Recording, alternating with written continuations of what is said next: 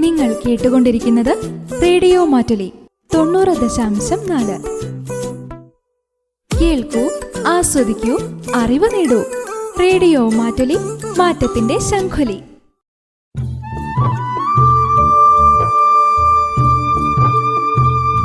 ക്ഷീരവാണി. ക്ഷീര കർഷകർക്കായി റേഡിയോ മാറ്റുലി ഒരുക്കുന്ന പ്രത്യേക പരിപാടി ക്ഷീരവാണി.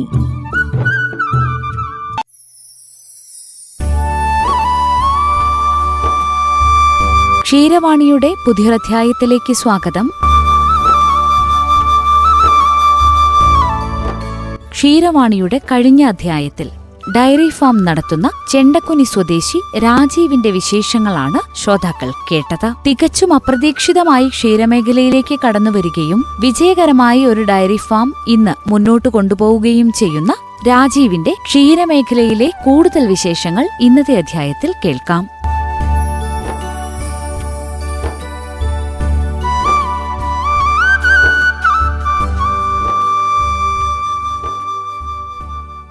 ഈ അകിടുവീക്കം പോലുള്ള രോഗങ്ങളൊക്കെ വരുമ്പോൾ അതിനെയൊക്കെ ഈ ഒരു പരിചയ സമ്പത്ത് കൊണ്ട് മനസ്സിലാക്കാൻ വേണ്ടി ചേട്ടന് കഴിയുന്നുണ്ട്. പെട്ടെന്ന് ഒറ്റ ദിവസം കൊണ്ട് തന്നെ മാറാറുണ്ട്. പിന്നെ പല സൈസ് അകിടുവീക്കങ്ങളുണ്ട്, 10-42 സൈസ് ഉണ്ട്. അപ്പൊ ചിലത് വന്ന പാത്രം നമ്മളെ ചികിത്സ കൊണ്ട് മാറില്ല. അപ്പം ഡോക്ടറെ കൊണ്ടുവന്ന് ഇഞ്ചക്ഷൻ ചെയ്യേണ്ടി വരും. പിന്നെ ഒരു മരുന്ന് കൊടുത്തു കഴിഞ്ഞാൽ പിന്നെ പിറ്റേ പ്രാവശ്യം വരുമ്പോൾ അത് കൊടുത്താൽ ഫലിക്കാറില്ല. അപ്പോൾ അതിലും മാറ്റം വരുത്തണം. അപ്പോൾ ഡോസ് കൂട്ടി കൊടുക്കണം. അത് ഡോക്ടർക്ക് കഴിയുള്ളൂ, നമുക്ക് കഴിയില്ല. ഡോക്ടർ ഈ പ്രദേശത്ത് ലഭ്യമായിട്ടുണ്ടോ? പെട്ടെന്ന് തന്നെ വിളിച്ചാൽ വരാറുണ്ടോ? അങ്ങനെ മൃഗസംരക്ഷണ വകുപ്പിൽ നിന്ന് സേവനങ്ങൾ ലഭിക്കാറുണ്ടോ? മൃഗസംരക്ഷണ വകുപ്പിൽ നിന്ന് സേവനങ്ങൾ ലഭിക്കാറുണ്ട്. ഡോക്ടർ സേവനം അപൂർവമായി കിട്ടാറുള്ളൂ. കാരണം എന്താ വെച്ച് കഴിഞ്ഞാൽ ഡോക്ടർ ആരും ഒന്നാമത് വയനാട്ടുകാർ വളരെ കുറവാണ്. അപ്പോൾ താമസിക്കുന്നത് ദൂരെയാണ്. പിന്നെ അതും അഡീഷണൽ ചാർജ് ആയിരിക്കും മൃഗാശുപത്രിയിലുള്ളത്. അപ്പോൾ അവരെ വിളിച്ചാൽ കിട്ടാറില്ല. പിന്നെ ഇപ്പോൾ എന്ന് വെച്ച് കഴിഞ്ഞാൽ സൊസൈറ്റി ഒരു ഡോക്ടർ വെച്ചിട്ടുണ്ട്. അപ്പോൾ അവരുടെ സേവനം നമുക്ക് പകൽ സമയത്ത് എപ്പോഴും കിട്ടും. പിന്നെ രാത്രി സമയങ്ങളിൽ ഒരാവശ്യം വന്നു കഴിഞ്ഞാൽ വളരെയധികം ബുദ്ധിമുട്ടാണ്. പിന്നെ സഞ്ചരിക്കുന്ന മൃഗാശുപത്രിയൊക്കെ ഉണ്ട്, പക്ഷെ അതൊക്കെ നമ്മൾ ആവശ്യത്തിന് കിട്ടാറില്ല. കാരണം എന്താ വെച്ചാൽ നമ്മൾ ബുക്ക് ചെയ്തതിന് ശേഷം ആരാണ് ആദ്യം ബുക്ക് ചെയ്യുന്നത് അവർക്കാണ് പോകാറ്. അപ്പോൾ പിന്നെ പശുവിൻ്റെ സീരിയസ്നെസ് മനസ്സിലാക്കി പോകാറൊന്നുമില്ല. അപ്പോൾ അതുകൊണ്ട് അതൊന്നും പ്രായോഗികമല്ല. പെട്ടെന്നൊരു എമർജൻസി വന്നാൽ നമുക്ക് ലഭിക്കുന്ന അത് കർഷകൻ അറിയെങ്കിൽ മാത്രമേ കൈകാര്യം ചെയ്യാൻ പറ്റൂ. അപ്പൊ ചേട്ടൻ ഇങ്ങനെ പശുക്കളുടെ പ്രശ്നങ്ങൾ മനസ്സിലാക്കുമ്പോൾ എങ്ങനെയാണ് ചേട്ടൻ ചികിത്സാ രീതി ഡോക്ടറെ എത്തുന്നതിന് മുമ്പ് ചെയ്യുന്നത്? പച്ചമരുന്നുകളൊക്കെ ഉപയോഗിച്ചാണ്? അല്ല, പിന്നെ മെഡിസിൻ തന്നെ ഉപയോഗിച്ചാണ് ചെയ്യുന്നത്. പച്ചമരുന്ന് ഞാൻ ഉപയോഗിക്കാറില്ല. കാരണം എന്താ വെച്ച് കഴിഞ്ഞാൽ അത് വലിയ ബുദ്ധിമുട്ടാണ്. അതെന്താ വെച്ചാൽ അത് ഒന്നാമതെന്താ വെച്ചാൽ അത് മെനക്കെടാതെ തൊരാതെ ഇട്ട് കൊടുക്കണം. എന്ത് പച്ചമരുന്നാണെങ്കിലും ഉണങ്ങും ഇട്ട് കൊടുക്കണം. മണിക്കൂറുകളുണ്ട്. അപ്പോൾ നമുക്ക് തീറ്റ കൊടുക്കാൻ വരെ സമയം കിട്ടില്ല. അപ്പോൾ അതുകൊണ്ട് അത് ഉപയോഗിക്കാറില്ല. മെഡിസിൻ ആണെങ്കിൽ പിന്നെ ആ ഒരു ഇത് കൊടുത്തു കഴിഞ്ഞാൽ പിന്നെ നമുക്ക് കുറച്ചു നേരം ഫ്രീ കിട്ടും. ഡോക്ടർമാർ ആദ്യം നിർദ്ദേശിച്ച മരുന്നുകൾ സ്വന്തം തന്നെ വാങ്ങി മാറുന്നു നോക്കുമല്ലേ? നമ്മൾ ചെയ്യാറുണ്ട്. കാരണം എന്താ വെച്ചാൽ ഇത്രയും പ്രവൃത്തി വരിച്ചല്ലേ. അപ്പോൾ ഡോക്ടർ എന്താ വെച്ചാൽ നമ്മൾ ഒരു ദിവസം വന്ന് ചെയ്ത് കഴിഞ്ഞാൽ പിറ്റേ ദിവസം ചെയ്യേണ്ടതാണെങ്കിൽ അത് നമ്മളെ കൊണ്ട് തന്നെ ചെയ്യിക്കാറാണ് സാധാരണ ചെയ്യുന്നത്. പിന്നെ ഡോക്ടർ നമ്മൾ ആദ്യം തന്നെ വരുന്നതിന് മുമ്പ് പിന്നെ അസുഖമാണ് ഇന്നത് ഞാൻ കൊടുത്തിട്ടുണ്ടെന്ന് ഡോക്ടറെ അടുത്ത് പറയും. അപ്പോൾ അത് കഴിഞ്ഞിട്ട് ബാക്കിയുള്ളതേ ഡോക്ടർ ചെയ്യാറുള്ളൂ. ഈ പശുക്കൾക്കുള്ള തീറ്റക്രമം എങ്ങനെയാണ്? എന്തൊക്കെയാണ് ചേട്ടൻ നൽകാറുള്ളത്? അതും ഇങ്ങനെ കാലാവസ്ഥയ്ക്കനുസരിച്ച് മാറ്റങ്ങളൊക്കെ വരുത്തിയിട്ടാണോ അതോ എപ്പോഴും ഒരേ തീറ്റയാണ്? ഇല്ല, എന്നും ഒരേ രീതിയിലുള്ള തീറ്റ. ഈ പശുക്കൾക്ക് എന്ന് വെച്ചാൽ തീറ്റകൾ മാറ്റം വരുത്തുമ്പോൾ അവർ ദഹനത്തിൽ വലിയ പ്രശ്നങ്ങൾ ഉണ്ടാക്കുന്നുണ്ട്. കാരണം എന്താ വെച്ച് കഴിഞ്ഞാൽ നമ്മൾക്കൊക്കെ ദഹന രസങ്ങളാണുള്ളത്, അവരെ ബാക്ടീരിയയാണ് പ്രവർത്തിക്കുന്നത്. അപ്പോൾ തീറ്റ മാറ്റി കൊടുക്കുമ്പോൾ അവർക്ക് ഈ ബാക്ടീരിയകൾ ചത്തുവും വയറിളക്കം സ്വാഭാവികമായിട്ടുണ്ടാവും. അതിപ്പം ഉണക്കപ്പുല്ല് കൊടുത്താൽ വരെയും വയറിളക്കം വരും. ഉണക്കപ്പുല്ല് സാധാരണ എല്ലാവരും കൊടുക്കും വയറിളക്കം മാറാൻ വേണ്ടിയിട്ട്. പക്ഷെ അത് പെട്ടെന്ന് കൊണ്ട് കൊടുത്തു കഴിഞ്ഞാൽ അതായാലും വയറിളക്കം വരും. എന്താ വെച്ചാൽ ഈ ബാക്ടീരിയ ചത്തുവും. അപ്പോൾ എന്നും കൊടുക്കുന്ന തീറ്റയാണ് ഏറ്റവും നല്ലത്. എന്തൊക്കെയാണ് ചേട്ടൻ ദിവസം കൊടുക്കാറുള്ളത്? ഞാൻ ഫസ്റ്റിൽ നമ്മൾ നട്ടുവളർത്തിയ പുല്ലുണ്ട്. എനിക്ക് 2.5 ഏക്കർ പുൽകൃഷിയുണ്ട്. അപ്പോൾ ആവശ്യത്തിന് പുല്ല് കൊടുക്കാനുണ്ട്, ആവശ്യത്തിൽ കൂടുതൽ. അപ്പോൾ പുല്ലാണ് ആദ്യം കൊടുക്കുന്നത്. അതിനുശേഷം പിന്നെ കാലിത്തീറ്റ മിൽമയുടെയാണ് ഇപ്പോൾ കൊടുത്തുകൊണ്ടിരിക്കുന്നത്. നേരത്തെ ഗ്യാസായിരുന്നു. പിന്നെ ലേശം പിണ്ണാക്കും. ഏകദേശം ഒരു പശുവിന് 6 കിലോ എന്ന രീതിയിലേ വരുന്നുള്ളൂ ഒരു ദിവസം. ഞാൻ വളരെ കുറവാണ് കാലിത്തീറ്റ കൊടുക്കാറ്. പിന്നെ ഒരു 1/2 കിലോ പിണ്ണാക്കും വരും. ഇത്ര ഞാൻ കൈത്തീറ്റയായിട്ട് കൊടുക്കുന്നുള്ളൂ. പിന്നെന്താ വെച്ച് കഴിഞ്ഞാൽ ചോളം കൊടുക്കുന്നുണ്ട്, ചോളത്തണ്ട്. അത് ഇല്ലാത്ത സമയത്ത് സൈലേജ് നമ്മൾ ഉടൻ ഉണ്ടാക്കുന്നുണ്ട്, സൈലേജ് ആയിട്ട് കൊടുക്കും. അപ്പോൾ വരുന്നതിനനുസരിച്ച് കൂടുതൽ വരുമ്പോൾ നമ്മൾ സൈലേജ് ആക്കി വയ്ക്കും. അപ്പോൾ അവർ ഷോട്ട് വരാൻ നേരത്ത് അത് ഉപയോഗിക്കും. അങ്ങനെയാണ് ഞാൻ കൊടുത്തുകൊണ്ടിരിക്കുന്നത്. ഏകദേശം ഒരു പശുവിന് സൈലേജ് ഇനത്തിൽ തന്നെ 6 കിലോ വരുന്നുണ്ട്. ഈ വിലക്കയറ്റത്തിന്റെ ഒക്കെ ഒരു സമയം വരുമ്പോഴേ ഇങ്ങനെ വില മാറി കൂടിയും കുറഞ്ഞും ഒക്കെ വരുന്ന സമയത്ത് എങ്ങനെയാണ് ഈ ഒരു തീറ്റക്രമത്തിൽ ഈ ഒരു വിലക്കയറ്റത്തെ നിയന്ത്രിച്ച് നിർത്താൻ വേണ്ടി ചേട്ടന് സാധിക്കാറുണ്ടോ? വിലക്കയറ്റത്തെ നിയന്ത്രിച്ച് നിൽക്കാൻ നമുക്ക് സാധിക്കാറില്ല. കാരണം അത് നമുക്ക് പാലിന് വില കൂട്ടുന്നതിന് മാത്രമേ അനുമതി തേടേണ്ടിയുള്ളൂ. ബാക്കി നമുക്ക് കിട്ടുന്ന സാധനത്തിന് എപ്പോൾ വേണമെങ്കിലും കൂട്ടാൻ കുറയ്ക്കാം. അത് ഒരു മാനദണ്ഡവുമില്ല. പക്ഷേ ക്ഷീരകർഷകന് കൊടുക്കേണ്ടതിന് മാത്രം എല്ലാവരുടെയും അനുമതി വേണം. മന്ത്രിസഭ പോലും കൊണ്ട് താഴോട്ട് മുഴുവൻ അനുമതി വേണം. അതുകൊണ്ട് ₹1 നമുക്ക് കിട്ടണമെങ്കിൽ വർഷങ്ങൾ പറഞ്ഞതിന് ശേഷമേ കിട്ടാറുള്ളൂ. പക്ഷേ കൂട്ടുന്നതെങ്കിൽ അവർക്ക് എപ്പോൾ വേണമെങ്കിൽ കൂട്ടാം. ക്ഷീരകർഷകരെ സംബന്ധിച്ച് അങ്ങനെ ഒരു സൗകര്യങ്ങളൊന്നുമില്ല. ഇപ്പോൾ 13 വർഷമായല്ലോ ഈ മേഖലയിൽ സ്ഥിരമായിട്ട് നിൽക്കുന്നു. അപ്പോൾ അതിനിടയിലാണ് നമുക്ക് കോവിഡും പ്രളയവും പോലുള്ള വലിയ പ്രതിസന്ധികളൊക്കെ കടന്നുപോയത്. ആ ഒരു കാലത്തെയൊക്കെ എങ്ങനെയായിരുന്നു ചേട്ടൻ അതിജീവിച്ചത്? കോവിഡ് കാലത്ത് എന്ന് വെച്ചാൽ ആകെ 2 ദിവസമാണ് നമുക്ക് കഷ്ടപ്പാട് വന്നിട്ടുള്ളൂ. അന്ന് പാല് എടുക്കാൻ പറ്റാത്തൊരു സാഹചര്യം വന്നപ്പോൾ അന്നേരം എനിക്കുണ്ട് 250 ലിറ്റർ പാല്. എന്ത് ചെയ്യുമെന്നറിയില്ല. ലാസ്റ്റ് ഈ വഴിയരിയിൽ കൂടെ എല്ലാവർക്കും വെറുതെ കൊടുക്കുകയത് കൊണ്ടാളന്ന്. ഇവിടെ വീട്ടിൽ വെച്ച് കഴിഞ്ഞാൽ അത് മറിച്ച് കളയാൻ പറ്റില്ല, അത് ഉപയോഗിക്കാൻ പറ്റാത്തൊരു അവസ്ഥ വന്നു. എന്താ വെച്ചാൽ ഇത്രയും പാല് 2 ദിവസം വന്നപ്പോഴത്തേക്ക് ആകെ ബുദ്ധിമുട്ടായി. കാരണം മേടിക്കാൻ വരുന്നവന് 1 ലിറ്റർ ചോദിക്കുന്നവന് 10 ലിറ്റർ പാലും കൊടുത്തു വിടുകയായിരുന്നു. കാരണം എന്താ വെച്ച് കഴിഞ്ഞാൽ അത് എങ്ങനെയെങ്കിലും ഒഴിവാകട്ടെ എന്ന് വെച്ചിട്ട്. പിന്നെ ഈ കോവിഡ് വന്ന സമയത്ത് നമ്മൾ വെറുതെ കൊടുക്കാമെന്ന് പറഞ്ഞാൽ അവരെ ആരും പാലും മേടിക്കാനുള്ള അവസ്ഥയായി. അതും കൂടി എടുക്കാനില്ല എന്ന് വെച്ചാൽ നമുക്ക് കോവിഡ് വായിച്ചിട്ടുണ്ടോ എന്നുള്ള കാര്യം അവർക്ക് ഡൗട്ടാണ്. അതുകൊണ്ട് അടുക്കാനും പേടി. വീട്ടിൽ വന്ന് എടുത്തോളാൻ പറഞ്ഞാൽ അത് എടുക്കൂല. അങ്ങനെ അതുകൊണ്ട് വളരെയധികം ബുദ്ധിമുട്ട്. 2 ദിവസം വന്നിട്ടുള്ളെങ്കിലും അത് വളരെയധികം ബുദ്ധിമുട്ട് അനുഭവിച്ചു. പിന്നീട് സൊസൈറ്റികൾ പാലെടുക്കാൻ തുടങ്ങിയപ്പോൾ പിന്നെ അതൊരു പക്ഷേ കോവിഡ് ബാധിച്ചെങ്കിലും ക്ഷീരമേഖലയാണ് അന്ന് പിടിച്ചു നിന്നത്. അത് പറയാതിരിക്കാൻ പറ്റില്ല. എന്താ വെച്ചാൽ മിൽമ അന്ന് പാലെടുക്കുന്നതുകൊണ്ട് ക്ഷീരമേഖലയ്ക്ക് യാതൊരു ബുദ്ധിമുട്ടും വന്നില്ല. 2 ദിവസത്തെ കഷ്ടപ്പാട് വന്നു. ആ 2 ദിവസത്തെ തന്നെ ഇത്രയും പാല് കഴിയുമ്പോൾ തീറ്റ തന്നെ എനിക്ക് നല്ലൊരു പൈസ വരുന്നുണ്ടായിരുന്നു. 10,000 മേലെ തീറ്റയ്ക്കല്ലോ വരും. അപ്പോൾ അങ്ങനെ വരുന്ന സമയത്ത് ഭയങ്കര കഷ്ടപ്പാട് വന്നിരുന്നു. ഈ കോവിഡും പ്രളയവും ഒന്നും അല്ലാതെ മറ്റെന്തെങ്കിലും പ്രതിസന്ധികൾ ഈ ഒരു സമയത്ത് ക്ഷീരമേഖലയിലേക്ക് എത്തിയതിനു ശേഷം ഉണ്ടായിട്ടുണ്ടോ?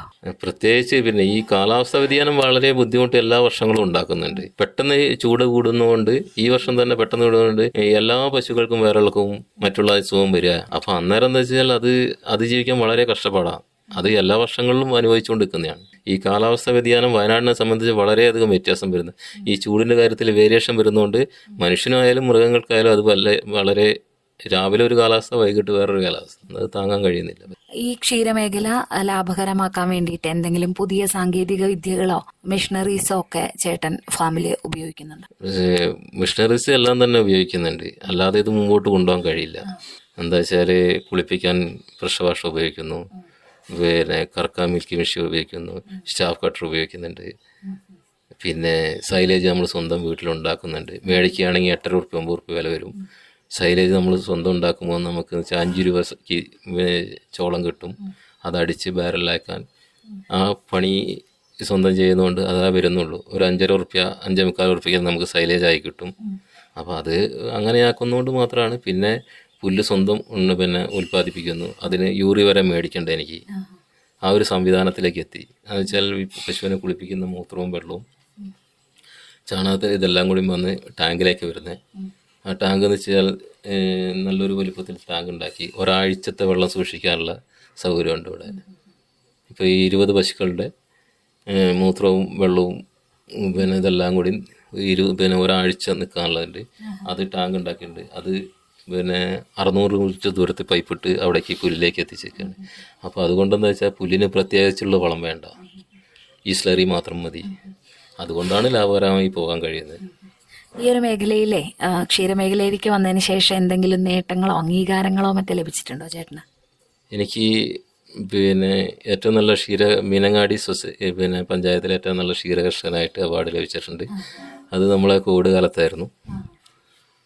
പിന്നെ കഴിഞ്ഞ കൊല്ലം ബ്ലോക്ക് തലത്തിലെ ക്ഷീര കർഷകനായിട്ട് മീനങ്ങാടി സൊസൈറ്റീൻ്റെ ഇതിൽ അവാർഡ് ലഭിച്ചിരുന്നു.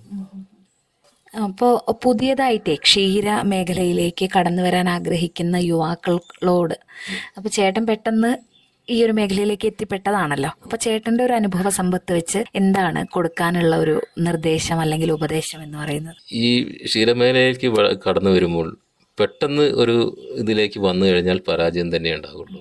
കാരണം എന്താ വെച്ചാൽ ഇതിന് പ്രവൃത്തി പരിചയം അനിവാര്യമാണ്, ഇല്ലാതെ മുമ്പോട്ട് കൊണ്ടുപോകാൻ കഴിയില്ല. പശുക്കൾ എന്താണെന്ന് മനസ്സിലാക്കിയാൽ മാത്രമാണ് നമുക്കത് മുമ്പോട്ട് കൊണ്ടുപോകാൻ കഴിയുള്ളൂ. ഒരു സ്റ്റാഫിനെ വെച്ചിട്ട് കൈകാര്യം ചെയ്യാന്ന് വെച്ചാൽ നടക്കില്ല. കാരണം വെച്ചാൽ അവർ ഇന്ന് പോകാന്ന് പറഞ്ഞാൽ നാളെ അത് മെയിൻറ്റെയിൻ ചെയ്യാൻ നമുക്ക് കഴിയണം. അങ്ങനെ ഒരു ഇതിൽ പിന്നെ രാവിലെ പശു തീറ്റെടുക്കാണ്ട് നിൽക്കുമ്പോൾ തന്നെ അതെന്താണെന്ന് മനസ്സിലാക്കി വേഗം അതിനുള്ള ഇല്ലെങ്കിൽ ഡോക്ടർ വരുമ്പോഴത്തേക്കും ചിലപ്പോൾ രാവിലെ വിളിച്ചു പറഞ്ഞാൽ ഉച്ച കഴിഞ്ഞാൽ വരിക, അപ്പോഴത്തേക്ക് അതൊരു സൈഡായിട്ടുണ്ടാകും. അപ്പോൾ അതിന് വേണ്ട പ്രാഥമിക ശുശ്രൂഷയൊക്കെ ചെയ്യാനുള്ള ഒരു പ്രവൃത്തി പരിചയത്തേക്ക് നമ്മൾ സ്വന്തം വരണം.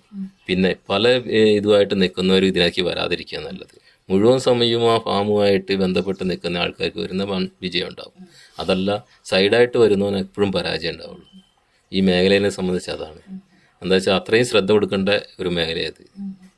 ഇപ്പൊ ചേട്ടൻ പറഞ്ഞു രാവിലെ 3 മണി തൊട്ട് രാത്രി 10:30 വരെയുള്ള നീണ്ടൊരു പ്രവർത്തനമാണ്. എല്ലാ ദിവസവും നമ്മൾ ഇതിൽ നിൽക്കണം. നമുക്ക് പ്രത്യേകിച്ച് ലീവുകളൊന്നും ലഭിക്കുന്നില്ല. ഒരു അസുഖം വന്ന് കിടക്കുകയാണെങ്കിലും കിടക്കാൻ പറ്റില്ല, അപ്പോഴും എണീച്ചു വരണം. അപ്പോൾ എങ്ങനെയാണ് അപ്പൊ നമ്മളുടെ കൂടെ ഈ കുടുംബത്തിന്റെ ഒരു സപ്പോർട്ട് എന്ന് പറയുന്നത് വലിയ കാര്യമാണല്ലോ. ചേട്ടന്റെ കുടുംബത്തെ ഒന്ന് പരിചയപ്പെടും. കുടുംബത്തിന്റെ സപ്പോർട്ട് എന്ന് വെച്ച് കഴിഞ്ഞാൽ അതില്ലാണ്ട് മുമ്പോട്ട് പോകില്ല. എന്തെങ്കിലും ഒരു വൈകാരിക വന്നു കഴിഞ്ഞാൽ അത് മുമ്പോട്ട് കൊണ്ടുപോകാൻ അവരുടെ സപ്പോർട്ടും കൂടിയേ പറ്റുള്ളൂ. ചില സമയത്ത് അവർ തന്നെ കൈകാര്യം ചെയ്യേണ്ടി വന്നിട്ടുണ്ട്. എൻ്റെ കൈയൊക്കെ എന്ന് വെച്ചാൽ കട്ടായി കമ്പിയിടേണ്ടി വന്നു. ഈ ചോളം വെട്ടിട്ട് കൊടുത്ത 2 വിരൽ എൻ്റെ കൈ ഞരമ്പടക്കം കട്ടായി, എല്ലടക്കം കട്ടായി പോയി. ഞാൻ കമ്പിയിട്ടേക്കായിരുന്നു. അപ്പോൾ ഒരു 1.5-2 മാസത്തോളം അവർ സ്വന്തം കഷ്ടപ്പെട്ടു. അപ്പോൾ അനിയനും ഭാര്യയും അവരെല്ലാവരും കൂടിയാണ് സഹായിച്ചത്. പുറമേ ഒരാൾ ഈ മേഖലയ്ക്ക് സഹായിക്കാൻ വരില്ല. 1-2 പശുക്കളാണ് ഈ നാട്ടുകാരൊക്കെ സഹായിക്കും. കാരണം ഇത്രയും പശുക്കളെ സഹായിക്കാൻ അവർ ഈ വസ്തുക്ക് തിരിഞ്ഞു നോക്കില്ല. കാരണം എന്താ വെച്ചാൽ അവരെ കൊണ്ടാവില്ല. അതുകൊണ്ട് ഒരാളുടെ സഹായവും നമുക്ക് പ്രതീക്ഷിച്ച് ഈ മേഖല മുമ്പോട്ട് കൊണ്ടുപോകാൻ കഴിയില്ല. എൻ്റെ ഭാര്യയുടെ പേര് വിനീത എന്നാണ്. ഞങ്ങൾക്ക് 2 മക്കളുണ്ട്. മോളാണ് മൂത്തത്. അവൾ ഇപ്പോൾ ഡിഗ്രി ഫൈനൽ ഇയറാണ്, ബാംഗ്ലൂരാണ് പഠിക്കുന്നത്. BCA ഡാറ്റാ സയൻസ് പഠിക്കുന്നു. മകൻ കാശിനാഥ്, +2 കഴിഞ്ഞു. ഈ വർഷം ഇപ്പോൾ പാസ്സായേക്കുന്നു. അടുത്ത ഏത് വേണമെന്ന് തിരഞ്ഞുകൊണ്ട് നിൽക്കുകയാണ്. ഒരുപാട് സന്തോഷം തിരക്കിലും ഞങ്ങൾക്ക് വേണ്ടി ഇത്രയും സമയം ക്ഷീരമേഖലയെ കുറിച്ച് സംസാരിച്ചതിന്. ഇനി ഈ ഒരു മേഖലയിൽ ഒരുപാട് വിജയം ചേട്ടൻ ഉണ്ടാകട്ടെ എന്ന് ആശംസിക്കുന്നു. Thank you.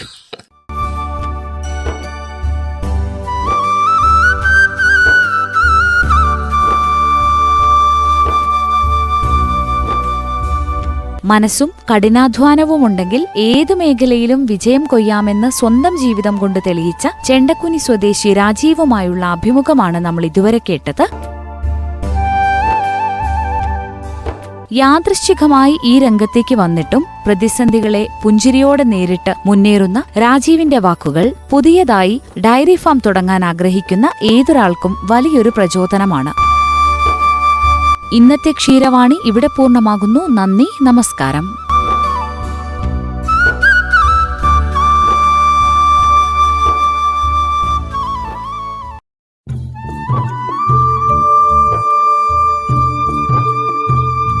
Ksheeravani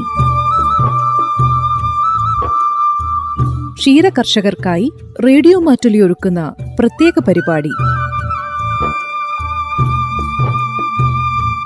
Ksheeravani. Radio Mattoli 90.4. Radio Mattoli 90.4. കേൾക്കൂ, ആസ്വദിക്കൂ, അറിവ് നേടൂ.